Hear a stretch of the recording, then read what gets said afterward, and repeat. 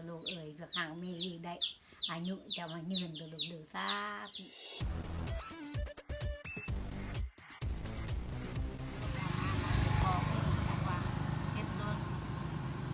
บังเดือดดีดีมักเบอร์ตัวเขาทิ่มบ่ตัวเขาทิ่มมันเน่าแล้วอันนี้เขาทิ่มก็เน่าเลยทำเป็นหลายลูกเขาให้ซีมูเขาให้กับปลาเขาให้ปลาจับโตดึง2 โตเดี๋ยวแม่ออกตั้งแต่เช้าเลยบ่ย่างออกตลาดให้เจอคนเขาเบื่อนั่งเขาจอดเขาเบื่อนั่งเขาส่งเขาก่อนถ่ายควานน้อยนึงนี่ย่างมาแต่ตลาดเนาะฮอดนี่มันหลักค่ะโอ้เครื่องที่เพิ่นเจ๊ขนาดนะได้18 กิโลนี่เจ็บแพงเพิ่นเท่านี่เหล้าพอกเหล้าแล้วเขาผักนั่นเขาสักเขาเหล้าเขาสักเขาเขาผักมักเซเวอร์แล้วก็มีซีนหมูปลาพอกปลาผู้นั่งไข่มันเลยปลาตอนได้มันเห็นตอนนั้นเลยมันไข่ปลาพี่น้องบ่แม่นบ่แม่นพี่น้องแบบคนลาวนะบ่แม่นเขาว่าเอาบุญเขาว่าเขาให้ต้องได้ก็ตอนนั้นแล้วให้ปลาทุกก้อนปลาตับในใจปลาพริกดาวมีไข่สับฟองสับลายแล้วอันแม่สิกลับบ้านบ่สิย่างกลับบ้านกับเพื่อนจากนี้ไปเพื่อนแม่เท่าอันไกลบ่ว่าบ่ไกลก็ไกลเรื่องไกลประมาณจักลักบ่จักดอกบ่จักซ้ำนี้ซ้ำลัดได้ซ้ำลัดนี่ไปซ้ำตลาดบ่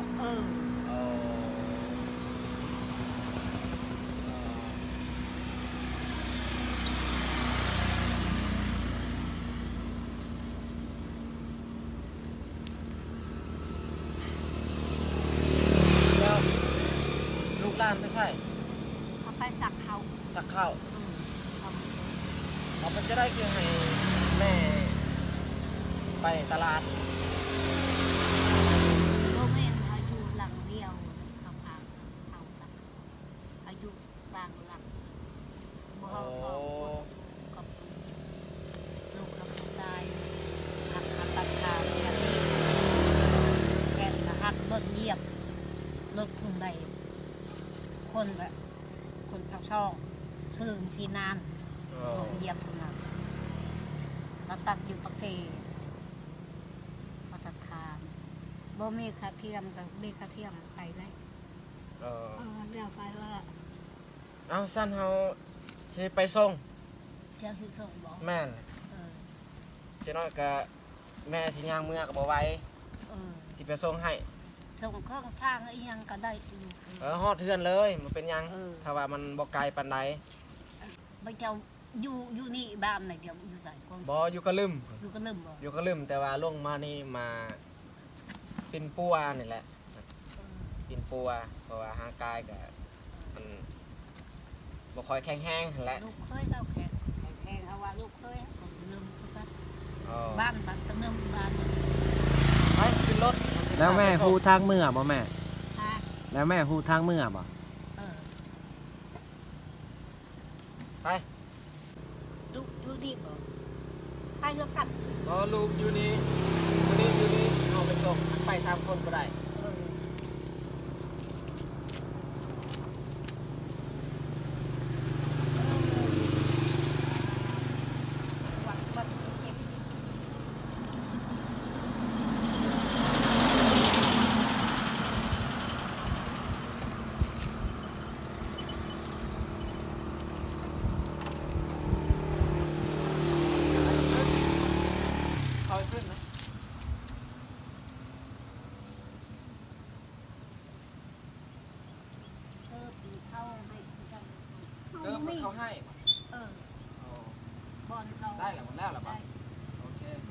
จับดีๆยาย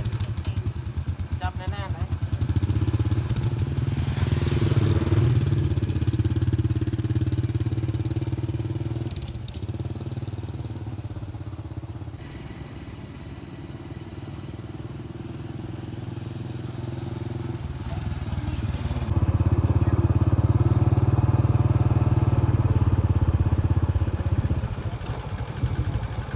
โอ้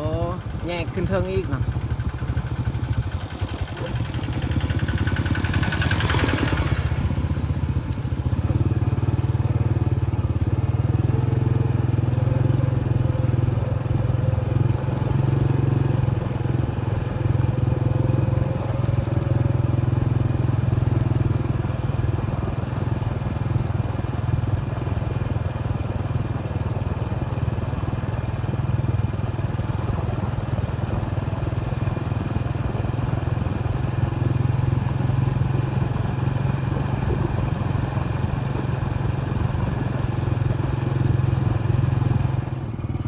บ้านแม่อยู่นี่ซื้อจังได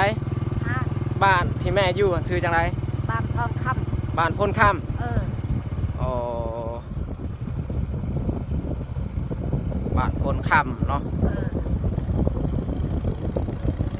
ถ้าบ้านทองคำได้คนขึ้นคนแงะลายหัว อ๋ออ๋ออ๋อ คนตะจึงน้อยหัว อ๋อคอยซื้อยับเด้อ ยับบ่ แม่นแหละ แล้วแม่ซื้อจังได ไม่เฮาดีไม่เฮาดีอันนั้นพัน แม่พันธุ์เนาะอ๋อ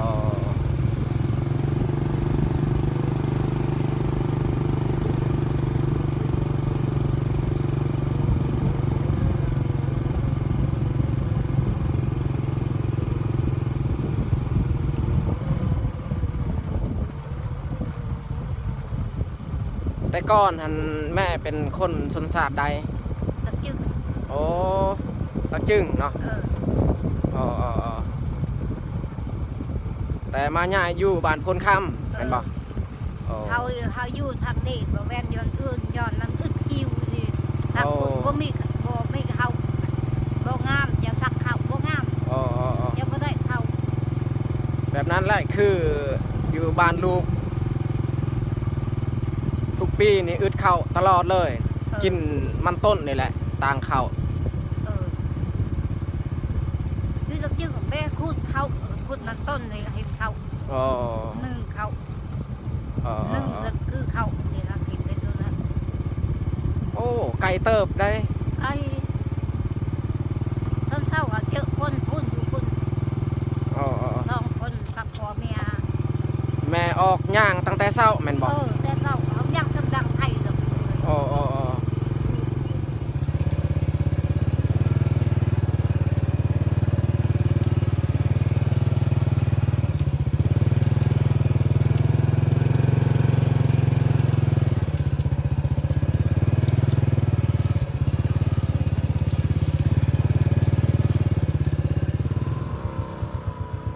ทางขี้ลาย ทางขี้ตม ทางเขาเจ้าเห็ดใหม่ จากนี้ไปเฮือนแม่ย่างไก่บ่ อยากไกลเลย ย่างไก่เนาะโอ้ แล้วดูดิเรื่องตัวเพื่อนถ้าเพื่อนแค่ไหนแล้วแค่นั้นนั่นเรื่อง อ๋อ ดูนี่เดี๋ยวหมด อยู่นี่เปื้อนแห้งเนาะ เพื่อนแทน ขี้ตม เขาแน่นเลยเขาโล่เลยนะ โอ้แต่ก่อนเข้าโล่แล้วบ่ เขา หรือ โล่ เป็นนี่ แล้วเขาโล่นี่ก็นี่ขวดไม่ โอ้ ย้อนเท่านั้นที่ต้ม อันนี้ขี้ตมอีกฝนตกหลายวัน ทางเปื้อน เปื้อนแห้งบนนั้น ตีนเขาก็เปื้อนตรงไหนล่าง เหยียบขี้ตม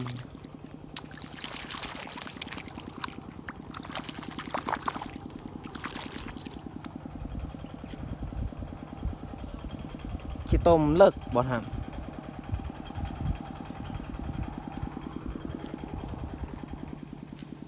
ไปต่ออีก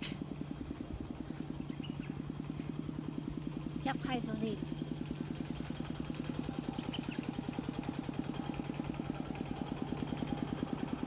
หรือว่าบ้านแม่บ่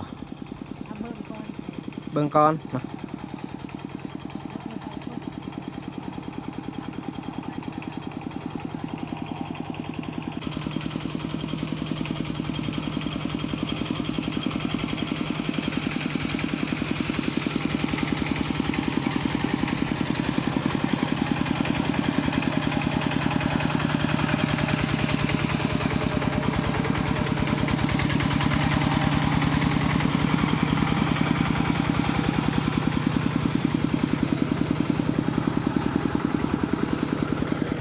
แม่นบ่หมู่บ้านแม่บ่แม่นนะไปขึ้นรถ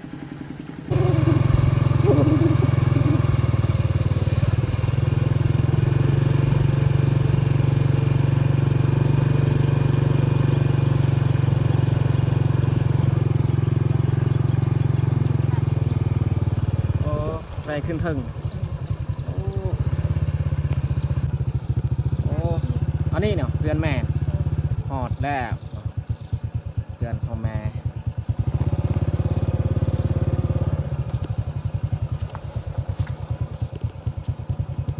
ลง น้ำกินดีน้ำได้ดี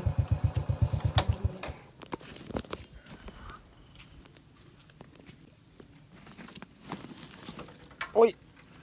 เอาเครื่องแม่ ขอบใจละลายเด้อลูกเด้อ อ๋อบ่เป็นหยังบ่เป็นหยัง เออ ไผแน่ยังอยู่เหือนหั่นผู้เดียวแม่บ่ สองคนเขาลูกเขาบ่ยุ่งมันจะไป โอ้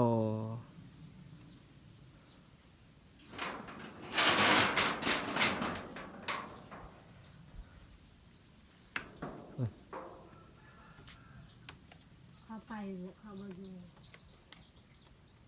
เขาบ่อยู่แล้วเนาะเอาขึ้นถึงซะเอา ขอบใจละลายลูกถ้าแบบใครรับคือบ่จะกินน้ำได้เหรอลูกกินได้ บ่เป็นหยังขอบใจบ่เป็นหยังบ่เป็นหยังอยู่เฮือนแม่ก็คืออยู่เฮือนเฮานี่แหละ ไข่เป็ดก็บ่มี เฮาก็ยากจนคือกัน นี่เขาคอ แต่ว่าเฮาอีต้นแม่เฒ่าแห้ง ลูกคอลูกไก่นำอันนำอีกิมน้อยหนึ่ง โอ้เพิ่นให้เนาะ มันให้มันตัวใหญ่กว่ามันแต่เองจับบ่ได้มันว่า อ๋อ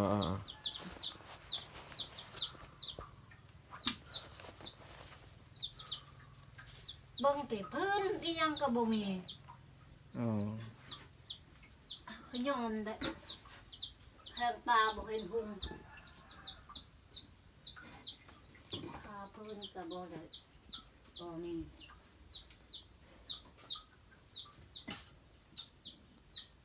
เกียกเกียกเกียกเกียกเกียกเกียก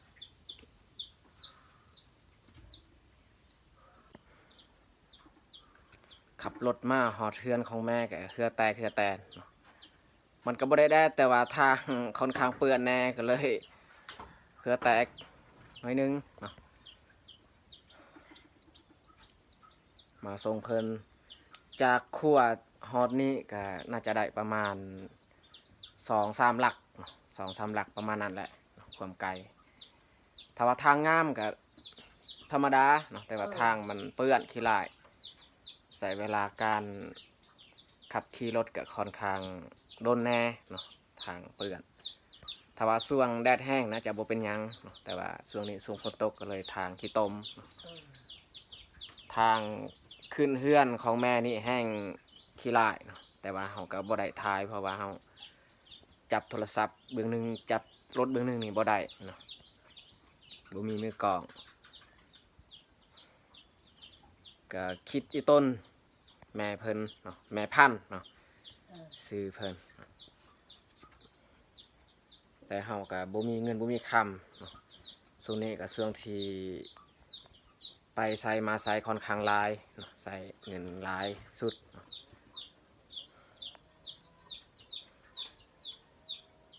กินน้ำอยู่ค่ะกินน้ เอาเงินให้แม่เพิ่นจัก3,000 กีบเอาไหม ำ ไอ้ต้นเอาเงินนี่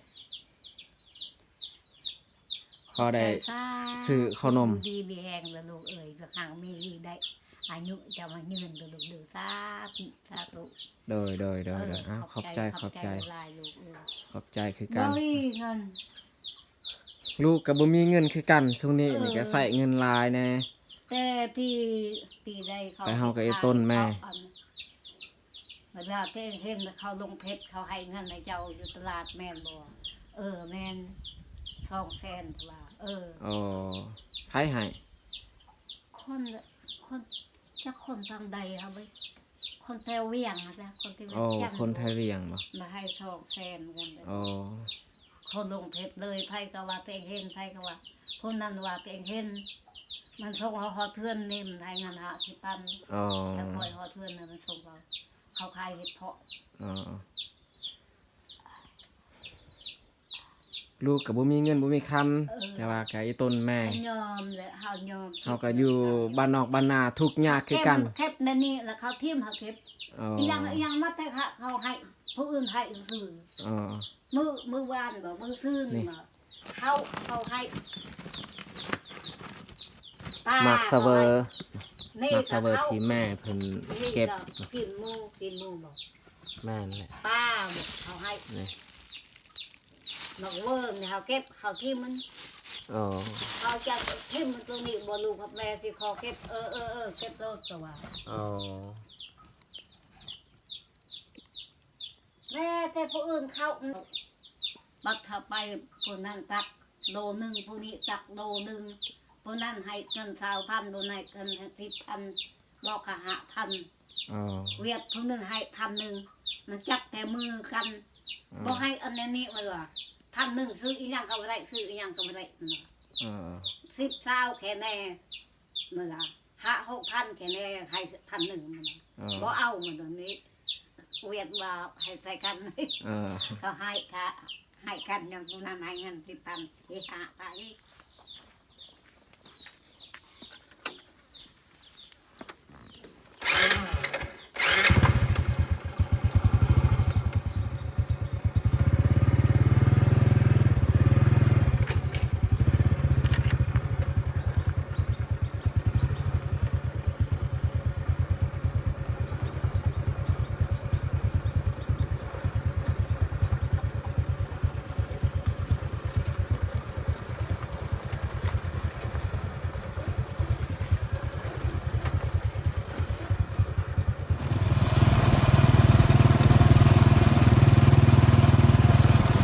เขาเจ้าจอดรถไว้อยู่นี่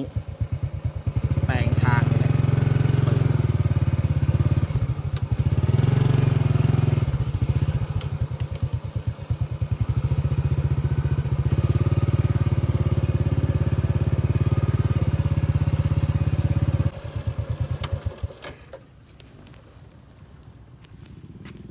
ไปล้างตีนก่อน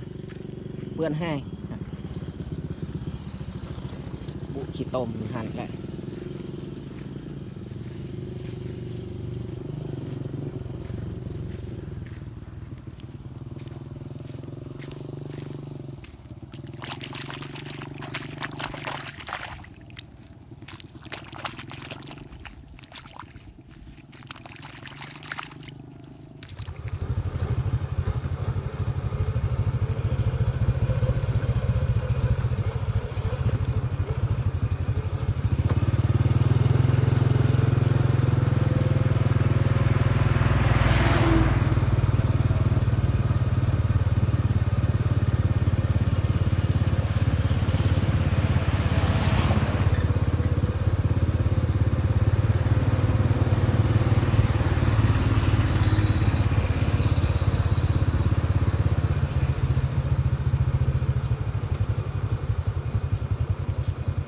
บ่เปลือกนางทาอยู่นี่ดน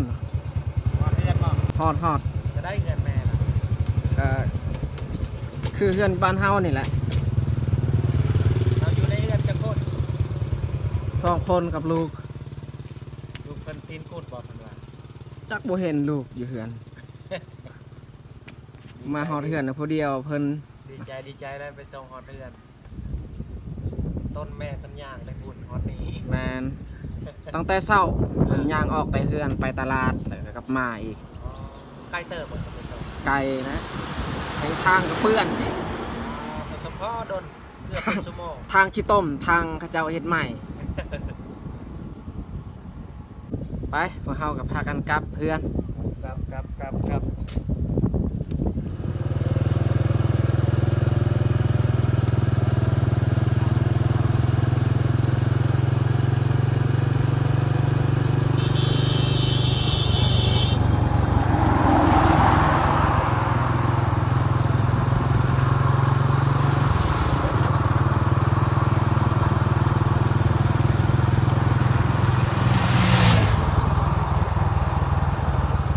ครัวมิตรภาพลาวญี่ปุ่นผู้สร้างครัวนี่